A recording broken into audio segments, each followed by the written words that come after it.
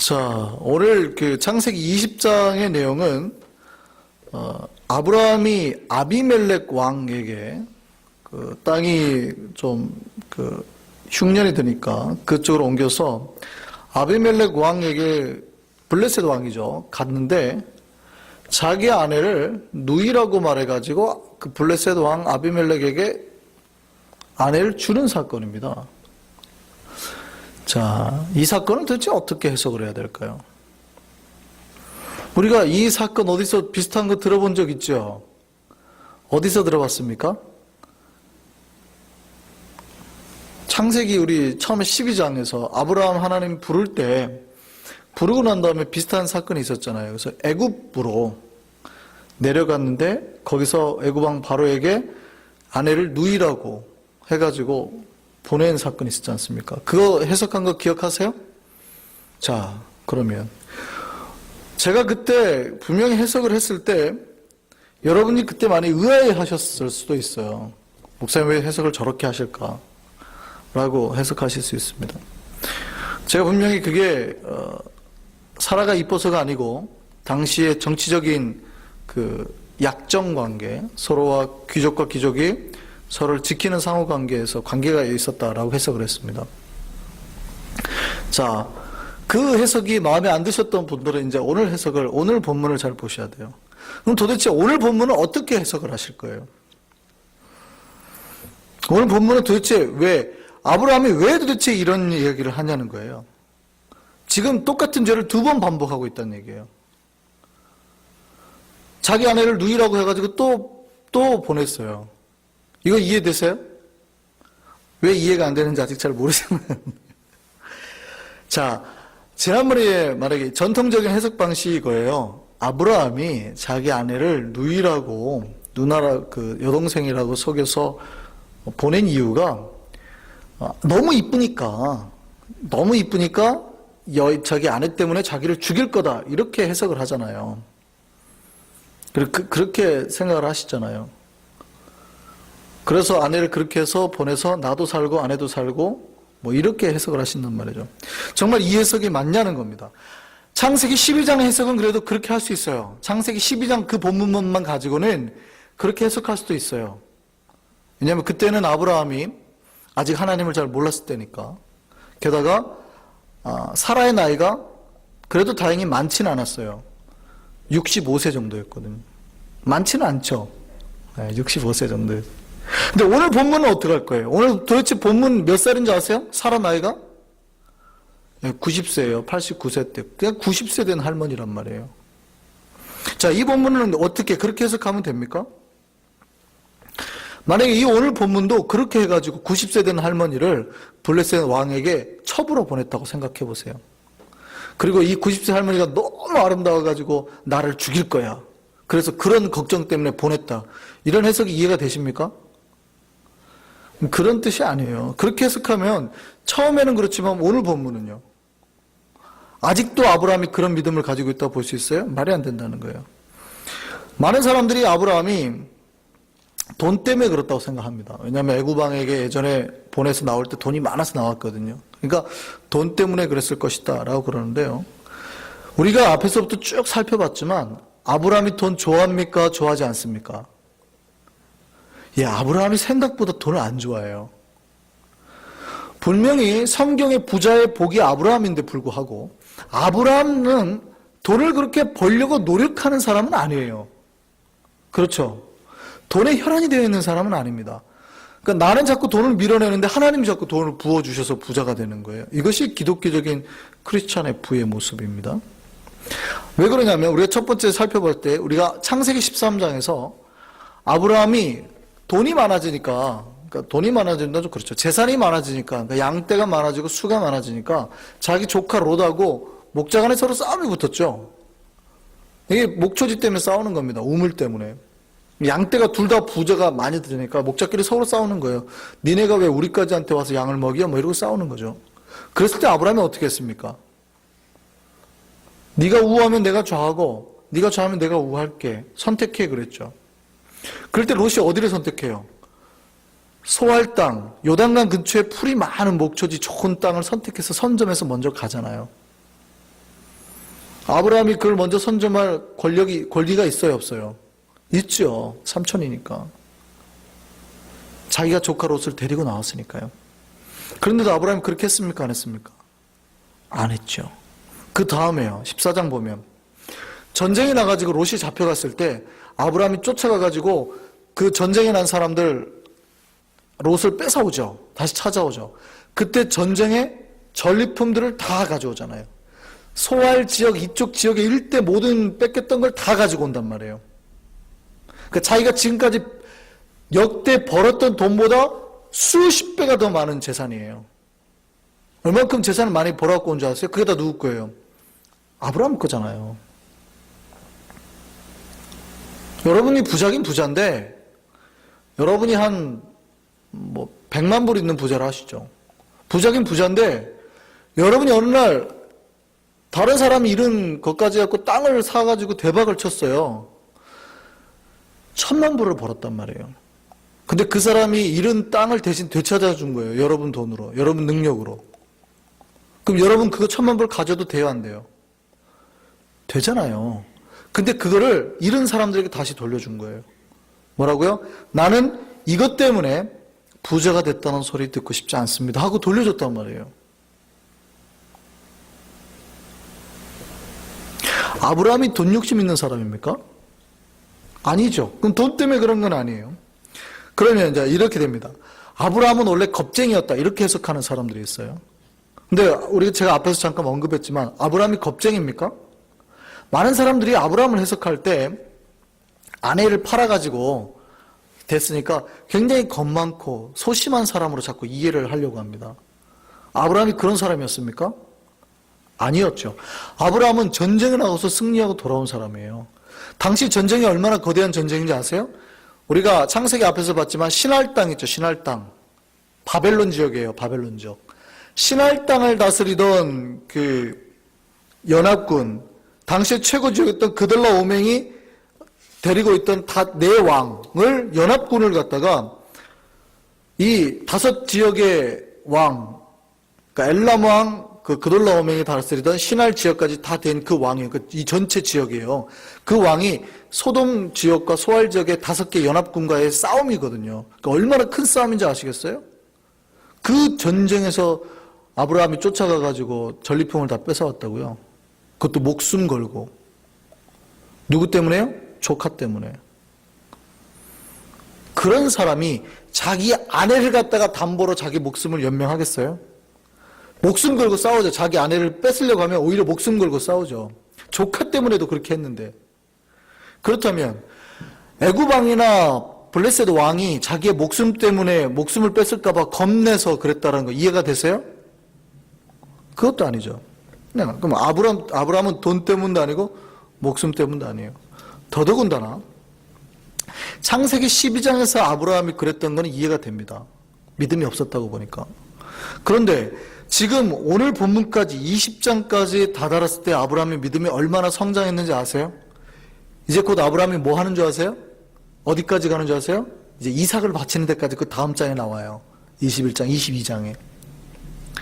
이제 아브라함의 믿음이 성경은 창세기 10장부터 계속 아브라함의 믿음이 성장하는 걸 보여주고 있거든요. 지금 거의 이제 아브라함이 시험 될 때예요. 최고의 믿음이 시험 될 때. 근데 갑자기 앞에 창세기 앞에 보세요. 아브라함이 얼마나 믿음이 좋았는지. 처음에 그는 돈 때문에 목숨 때문에 하나님 했던 거 다 포기하고 조카에게도 양보하고 심지어는 소돔과 고모라를 갖다가 심판하러 가는 하나님이 직접 찾아오셔가지고 아브라함하고 대화했잖아요. 그렇게 믿음이 좋은 사람이에요. 매일 하나님을 만나고 그랬던 사람이에요. 아브라함 믿음이 점점 성장하고 있는 겁니다. 근데 갑자기 그랬던 아브라함이 땡뚱맞게 뭐 돈이 없어서 아니면 목숨 때문에 자기 그것 때문에 아내를 갖다가 왕에게 처벌해줬다. 이거 이해가 되세요? 안 되잖아요. 가장 이해가 안 되는 거는요. 이 사라의 나이가 있습니다. 블레셋에는 여자가 없든지 아니면 우리가 이제 고문서를 조사해야 되는데요. 고대 블레셋 왕이나 그 고대 왕들은 그 미인의 기준이 아마 할머니였었다라는 뭐 그런 고문서를 발견해야 됩니다. 그 문서를 발견하면 우리는 이제 전통 방식대로 해석할 수 있습니다. 근데 그런 거 아니잖아요. 지금 나이가 몇 살이라고요? 90세라고요. 이 90세 나이가 왜 그들도 나이가 많다는 걸 인정했냐면요. 하나님이 나타나가지고 아브라함에게 너 아들이 있어, 너에게 아들을 줄 거야 그러니까 아브라함이 웃었다니까요. 하나님 말에. 하나님 무슨 100세 할아버지가 아들을 낳아요 이랬다니까요. 그 얘기를 누가 들어요? 사라가 듣고 또 어떻게 해요? 아이고 하나님 무슨 소리를 90세 할머니가 무슨 애기를 낳아요 이랬다니까요. 그런 할머니가 얼마나 아름답길래 블레셋 왕이 보고 목숨까지 뺏어가요. 말이 안 되는 거죠. 그러니까 누군가는 그렇게 해석합니다. 이 본문을 그대로 가져가려고 하다 보니까 본문을 많이 훼손하는 것 같거든요. 그러니까 이 본문을 그대로 가져가려다 보니까 뭐 어떤 말이냐면 사라에게는 특별한 하나님의 은혜가 임했다 이렇게 해석합니다. 특별한. 그래가지고 90세가 되어도 젊은 처녀보다 훨씬 더 아름다운 미모를 가진 여인이었다 이렇게 해석을 합니다.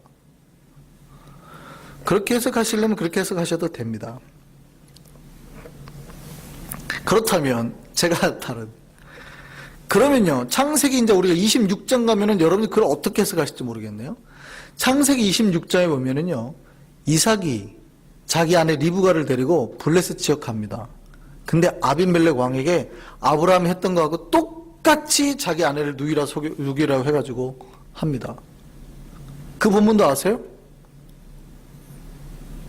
사실은 비슷한 사건이 3번 나와요 창세기에. 그러면 리브가도 그렇게 아름다웠겠네요? 그 집안의 며느리들은 다 여인들은 그렇게 목숨 걸고 아름다웠겠네요. 이삭이 리브가를 보낼 때 이럽니다. 리브가는 복이 아랫다움으로 그것 백성이 리브가로 말미암아 자기를 죽일까 하여. 물론 본문에 그렇게 되어 있어요. 그러면 정말 아름다워서 그런 거예요? 그 집안은 왜 그럴까요? 그런데 놀랍게도 그 말을 할 때요, 이삭 바로 그 말 바로 앞에 어떤 문구가 나오냐면 하나님이 아브라함에게 하셨던 언약을 내가 너에게도 줄 것이다. 대대로 복 줄 것이고 내가 너와 함께 뭐 이런 언약을 주세요. 그 언약 받자마자 리브가 가 이래. 아비멜렉 왕이 가 이래요. 이게 이해가 됐어요? 도대체 이삭은 믿음이 없는 걸까요? 아브라함은 믿음이 없는 걸까요? 예.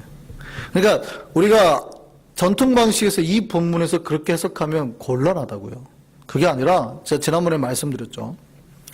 오늘 본문은 아브라함은 사실은 자기 아내를 그렇게 보내는 것이 죄가 된다고 생각을 안 한 겁니다. 전혀. 그러니까 지금 믿음이 굉장히 좋은 상태예요, 아브라함이. 고대 사회의 관례거든요, 관례. 굉장히 큰 대형 부족이나 족장끼리 상호 협정을 맺는 관례입니다. 왜냐하면요, 고대 사회는 룰이 없잖아요. 그러니까 힘센 사람이 침략하면 다 뺏어가는 사회예요. 그러니까 강한 부족이 자기네 나라나 부족 근처로 오면 위협감을 느끼는 겁니다. 그럼 어떻게 해요? 서로가 서로를 공격하지 말자라는 상호 협정을 맺는 거죠.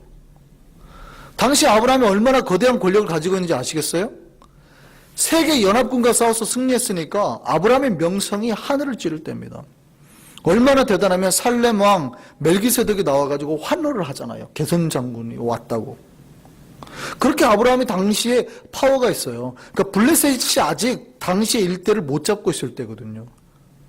그러니 아브라함이 그 지역에 왔으니 블레셋 왕이 얼마나 긴장하겠어요. 그러니 어떻게 해요? 서로 협정을 맺자는 거예요. 서로 협정을 맺자. 협정을 맺는데 가장 좋은 건 뭐예요? 너의 가족 중 한 명을 우리에게 보내. 내 가족 중 한 명도 너에게 보낼게. 뭐예요?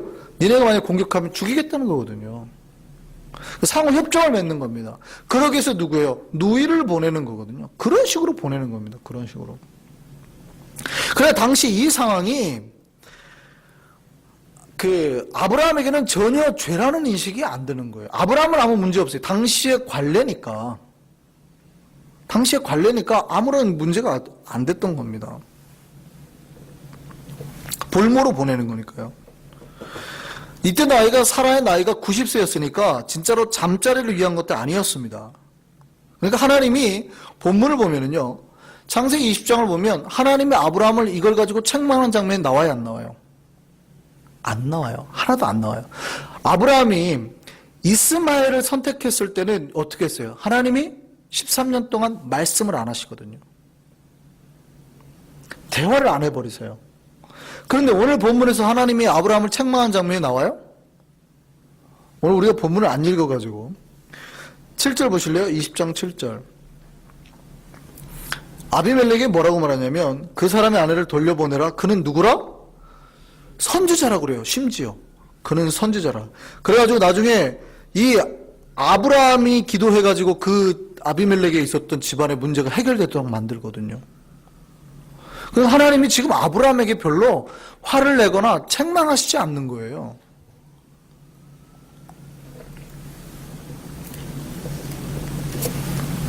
그런데 이제 오늘을 사는 우리의 입장에서 보면 어떻습니까? 아주 해괴망측하죠. 아주 해괴망측하죠. 아무리 그래도 자기 아내를 이렇게 보낼 수 있느냐, 뭐 이런 해괴망측한 생각을 할 수 있습니다. 근데 이거는 이제 고대사회의 문화 차이입니다. 문화 차이. 고대사회. 당시의 관행이었던 거죠. 뭐 오늘날 이렇게 하면 안 되겠죠. 자, 아브라함에게는 이게 문제가 별로 안 돼요. 고대 당시의 관행이니까. 그런데 하나님의 입장에서는 어떨까요? 자, 믿음의 눈을 가진, 자, 당시에 개인의 시각으로 봐가지고는 아브라함의 행위가 아무 문제가 안 돼요. 그런데 구원 사회를 전체를 보고 계신 하나님의 계획 속에서는 이게 문제가 될까요, 안 될까요? 문제가 돼요. 하나님의 입장은 달랐어요. 하나님이 아브라함의 행위를 책망하지는 않으셨어요. 그런데 아브라함의 행위에는요, 하나님 편에서는 아주 중대한 문제를 만들고 있는 사건이었습니다. 신앙의 눈으로 보면, 우리가 성경을 다 알고 있는 우리의 눈으로 보면 어때요? 이건 아주 중대한 미스테이크죠. 아브라함이 아주 중대한 실수를 한 겁니다. 아브라함은 스스로는 이것이 잘못인지 전혀 모르고 그냥 고대의 사람들을 만났을 때 하는 행위처럼 똑같이 했어요. 그렇지만 아주 중대한 문제를 만들어낸 거예요. 하나님이 아브라함에게 누가 있을 거라고 그랬어요? 이제 1년 뒤면 이삭이 있을 거라고요. 자손이 있을 거라고요. 이 자손이 아주 중요했습니다. 이 이삭이 아주 중요해요. 이 성경의 창세기 17장 18절에서 21절까지 넘어오는데 키포인트는 이삭입니다. 이 이삭이 전체를 연결해주고 있어요. 이 이삭과 사이에 사실은 뭐 소돔과 고모라 이야기도 껴있는 거고요. 중요한 거는 지금 이삭입니다. 이삭을 주겠다고 약속하셨고 이삭이 지금 태어나려고 하니까 이 사이 가운데 지금 이런 긴장감이 생기는 거예요. 이삭은 굉장히 중요한 지금 키워드로 움직이고 있는 겁니다. 아브라함이 이삭을 바라보는 것과 하나님이 이삭을 바라보는 건 달랐습니다. 아브라함에게는요, 이삭이 단지 자기 가문을 잇는 아들이에요. 그냥 내 아들. 원래는 아들도 없어도 되는데 하나님이 굳이 주겠다고 태어날 아들일 뿐이에요. 그러니까 아브라함에게는 이삭이 아니라 이스마엘이라도 별 상관이 없는 거예요. 하나님은요, 꼭 이삭이어야 되는 거예요. 여기 좀 다릅니다. 그러니까 아브라함에게는 얘도 아들이고 쟤도 아들이지만 하나님에게는 이삭이 아들 이상의 중요한 의미를 담고 있다고요. 하나님에게는요, 이삭이 처음 창세기부터 인간이 타락하고 그 인간을 구원해내기 위해서 메시아를 보내기로 약속한 행보의 구체적인 첫 선택이 어디예요? 창세기 12장 아브라함이거든요. 이 아브라함을 선택한 그 아브라함으로부터 이어지는 첫 자손입니다. 그러니까 이 이삭을 통해서 이제 하나님의 구원의 약속이 내려가야 되는 거예요. 이 자손의 끝에서 누가 나와요? 인류를 구원할 메시아가 나와야 되는 겁니다. 그 의미가 다르죠. 아브라함에게는 그냥 아들이지만 하나님의 이삭이 어떤 존재예요? 전 사랑하는 내 사랑하는 저 백성들을 다 구원할 연결의 통로에 매듭하느라고요. 그러니까 이게 틀어지면 큰일 나는 거예요. 전 인류가 구원 못 받는 거예요. 그러니까 아브라함 입장에서는 사라를 보내는 것이 당시의 관행이니까 아무 문제가 안 됐는데 구원사를 이끌어갈 하나님 입장에서는 굉장히 그 돌발 상황인 거죠. 특이한 상황인 거죠. 갑자기 급작스러운 상황인 겁니다. 하나님 입장에서는 다급하신 거예요. 여기에 조금의 잡음도 생기면 안 되는 거예요. 그래서 하나님이 긴급하게 개입하십니다. 아브라함이 자기 아내 사례를 아비멜렉에게 보내니까 그날 밤에 어떻게 해요? 3절 보세요. 20장 3절입니다. 그날 밤에 하나님이 아비멜렉에게 현몽하시고 그에게 이르시되 뭐라고요? 네가 데려간 이 여인으로 말미암아 네가 죽으리니 그는 남편이 있는 여자입니다. 하나님 뭐라고 말씀하시냐면 너 죽었어. 남편 있는 여자를 데려가? 이렇게 말씀하시는 거예요. 꿈에 나타나가지고 너 죽었어. 남편 있는 여자를 데려가. 유부녀를 데려가. 그러니까 아비멜렉이 깜짝 놀란 거죠. 무슨 말씀이시니까? 아니 하나님 아주 누이라고 해가지고 데려왔죠. 주님은 의로운 백성도 멸하십니까? 여기서 의롭다라는 건 자기가 평상시 의로운 사람이라는 뜻이 아니라 자기의 그 사라를 데려간 데에 자기의 잘못이 없다는 표현이에요. 그래서 하나님 뭐라고 그래요? 나도 네가 그런 뜻으로 한 게 아닌 줄 알아서 이렇게 너에게 나타난 거야. 그리고 속뜻을 말씀하세요. 뭐라고 그러냐면 네가 여인에게 가까이 하지 못하게 하라. 이 여인에게 가까이 하면 안 된다라는 겁니다. 물론 90세 할머니라 가까이 하지도 않겠지만 조금이라도 가까이 했다라는 흔적도 남기면 안 된다는 얘기예요. 하나님에게는 굉장히 중요한 거예요. 아브라함도 문제다 한데도 안 돼요. 무슨 90세 먹은 할머니를. 그리고 아비멜렉 왕도 그런 생각도 없어요. 무슨 90세 먹은 할머니를. 20세 먹은 처자들이 널렸는데 왕에게는. 그러니까 둘 다 아무런 걱정 안 되지만 하나님은 심각하다고요. 혹시 메시아가 태어났는데 나중에 어떻게 해요 사람들이.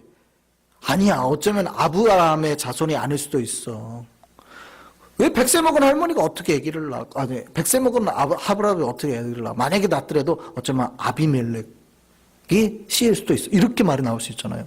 이거를 원천봉쇄하고 싶으셨습니다. 그날 밤에 나타나서 막으시고 심지어는 어떻게 하셨냐면요. 아비멜렉이 아기를 못 가진다는 걸 만들고 싶으셔서 아비멜렉 집안에 있는 전 여자의 여종까지 태를 다 닫아버리세요. 하나님 입장에서 얼마나 심각한 사건인지 아시겠어요?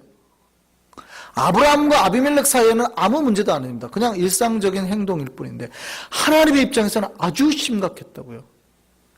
이 구원사를 이끌어가는 하나님에게는 굉장히 심각한 사건이었어요. 그래서 아비멜렉 가문의 여자들의 모든 여종까지 테를 닫아버리신 거예요.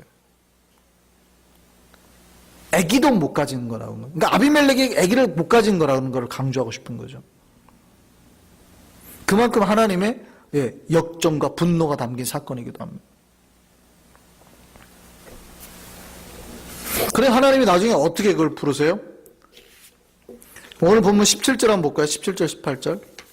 나중에 하나님이 아브라함을 통해서 기도하게 만드십니다. 기도하게 만들어갖고 뭐라고 했는지 보세요. 17절입니다. 같이 한번 읽습니다. 18절까지. 아브라함이 하나님께 기도하며 하나님이 아비멜렉과 그의 아내와 여종을 치료하사 출산하게 하셨으니 여호와께서 이왕이 아브라함의 아내 사라의 일로 아비멜렉의 집에 모든 태를 닫으셨습니다라. 하나님에게는 이 사건이 굉장히 중요했다고요. 오늘 본문의 중요한 의미가 뭐예요? 이삭입니다. 이삭은 단순한 아브라함의 아들이 아닙니다. 구원사에서 보면은요, 인류가 구원을 얻을 길, 구원을 약속한 하나님이 구체적인 구원을 약속한 사람이 누구냐면 아브라함에게 약속하셨어요. 내가 너를 하늘의 별보다 땅의 티끌보다 네 자손이 많게 하리라 그랬잖아요. 이 구원의 약속은 아브라함의 약속한 약속이 이루어지는지 안 이루어지는지가 누구를 통해서 나타나야 돼요? 이삭을 통해서 나타나. 진짜 하나님이 인류를 구원할 것인지 안 할 것인지 이삭을 통해서 드러나야 되거든요. 그러니까 하나님의 앞에서는 이삭이 엄청 중요해요. 그러니까 만약에 아비멜렉의 자손일 수 있다는 가능성을 1%라도 없애기 위해서 다 닫아버린 거예요, 태를. 하나님께서 아브라함에게 하셨던 구원과 언약의 복, 예수 그리스도가 탄생하기 위한 그 언약이 이루어지기 위한 첫걸음이 이삭인 겁니다. 이 언약이 어떤 언약인지 아시겠어요? 100세의 노인이라 하더라도 하나님의 약속이면 그 능력 속에서 누구라도 생명을 얻게 할 것이라는 걸 보이시는 것이 이삭이라고요. 누구라도 이 하나님의 언약 안에 들어오는 자라면 어떤 누구라도 하나님의 능력 가운데 구원받게 하실 것이라는 것이 하나님의 언약의 약속이라고요. 그 언약으로 오신 분이 누구예요? 예수 그리스도. 그 언약이 아브라함이 하셨던 언약의 시초가 누구예요? 이삭이에요. 이삭. 그래서 이 이삭은 굉장히 중요하다고요. 이 예수 그리스도가 오시게 하게 된 하나님의 첫 언약, 아브라함이 하신 첫 언약의 성취가 이삭이에요. 100세에도 아들을 낳게 하신 하나님, 구원받게 하신 하나님, 약속하시면 다 이루신 하나님 보이시는 게 이삭이라고요. 내가 너희를 구원하겠다고 하면 그 구원의 언약 반드시 이루시는 하나님, 반드시 성취해내신 하나님을 보이시는 예수 그리스도라고요. 그래서 하나님이 아비멜렉의 가문과 이 상황에서 이런 특별한 역사 가운데 막으신 겁니다. 창세기 17장 우리 19절 한번 볼까요? 이 도대체 이 어떤 언약 가운데서 이것이 시작되는지 한번 보겠습니다. 창세기 17장 19절입니다. 지금 이 장면은 하나님이 아브라함하고 언약을 맺는 장면입니다. 언약을 맺을 때 특별히 199세 때 나타나서 아들을 낳겠다고 하는 장면입니다. 아들을 낳겠다고 하고 다시 언약에 대해서 설명하는 장면이에요. 자, 19절입니다. 시작. 하나님이 이르시되 아니라 네 아내 사라가 내게 아들을 낳으리니 너는 그 이름을 이삭이라 하라. 내가 그와 내 언약을 세우리니 그의 후손에게 영원한 언약이 되리라. 보셨나요? 하나님이 이삭과 다시 언약을 세우는데 이삭뿐만이 아니라 그의 후손에게 영원한 언약을 세우기 위함이에요. 하나님이 이삭을 통해서 뭘 보여주시길 원해요? 뭐 원해요? 영원한 언약을 맺으시기를 원하신다고요. 모든 인류를 살릴 언약을 맺기를 원하신다고요. 그의 후손 대대로. 이것이 하나님이 이삭을 통해서 인류에게 보여주신 당신의 사랑인 겁니다. 아브라함은 단순히 그냥 아들을 얻는 거지만 하나님은 이삭을 통해서 아브라함의 후손 대대로 이어지는 모든 영원한 언약을, 그래서 이 이삭이 낳았다라는 것이 얼마나 중요한 언약의 성취인지 아시겠어요?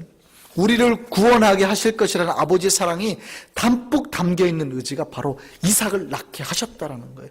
100세의 할아버지가 90세 할머니가 애를 못 낳는데도 불구하고 그를 낳게 하신 것, 약속하신 이삭을 낳게 하신 것, 이것이 영원한 대대의 언약이 되어서 예수 그리스도를 당신이 보내셔서 구원의 죄에서 구원받지 못할 저 사람들 건져내고 살리시는 그 당신의 의지를 표현한 사건의 첫 발걸음이 이삭이라는 겁니다.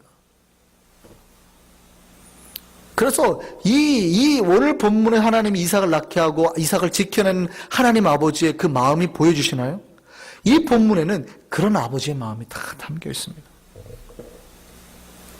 하나님은 인류를 구원하는데 단 하나의 부정이 들어가는 것도 원치 않으셨습니다. 하나님의 온전한 언약으로 단 한 명도 구원에서 떨어지는 걸 원하지 않으시는 거예요. 그 원하지 않는다는 당신의 의지를 보여주시는 겁니다. 하나님은 창조 때부터 그렇게 우리를 사랑하셨고 우리를 향한 계획을 세우셨음을 믿으시기 바랍니다. 우리가 1.1핵도 우리에게 어떤 오점이나 문제가 생기는 거, 묻는 거 싫어하셨다고.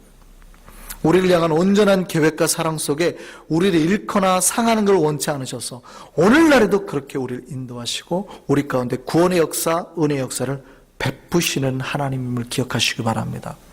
여러분이 하나님을 얼마나 세밀하고 예민하게 기억하고 만지시는 하나님인지 깨달으시라고요.